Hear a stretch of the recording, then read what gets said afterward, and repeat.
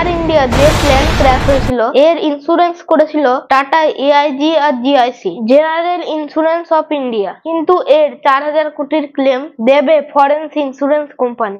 কেন দেবে চলুন জানি। এয়ার ইন্ডিয়া প্লেন ক্র্যাশে যে ঘটনা ঘটেছিল এটা এখনো পর্যন্ত ভারতের ইতিহাসে সবচেয়ে ভয়ঙ্কর দুর্ঘটনা ছিল। এখানে যারা ভিকটিম ছিল তাদের পরিবারের ইমোশনাল লস হলো, এয়ার ইন্ডিয়ার রেপুটেশনাল লস হলো, কিন্তু ফাইন্যান্সিয়াল লস হলো ইন্স্যুরেন্স কোম্পানি। একটা এস্টিমেট অনুসারে জানা যাচ্ছে যে যা টোটাল ইন্স্যুরেন্সের ক্লেম তৈরি হবে এই দুর্ঘটনা এটা হবে প্রায় 4000 কোটির। 1000 কোটি প্লেনের জন্য আর 3000 কোটি টাকা প্যাসেঞ্জার আর থার্ড পার্টিদের জন্য।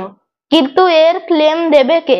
এর ইন্স্যুরেন্স করেছিল টাটা এআইজি আর জিআইসি, কিন্তু টাকা দেবে ফরেন ইন্স্যুরেন্স কোম্পানি। কেন দেবে এক্সাম্পল দেখুন। ধরুন টাটা এআইজি 1000 কোটি টাকার ইন্স্যুরেন্স করেছিল, যদি এই প্লেনের কিছু হয় তাহলে 1000 কোটি টাকা আমি দেব। আর টাটা এআইজি ভাবলো যদি প্লেনের পরে কিছু হয় তাহলে 1000 কোটি টাকা আমাকে দিতে হবে।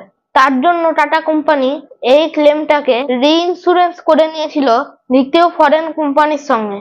তার জন্য এই সময় এই ক্লেমে জিআইসি শুধু 5% দায়িত্ব আছে, বাকি দায়িত্ব রি-ইন্স্যুরেন্স কোম্পানিকে ট্রান্সফার করা হয়েছে।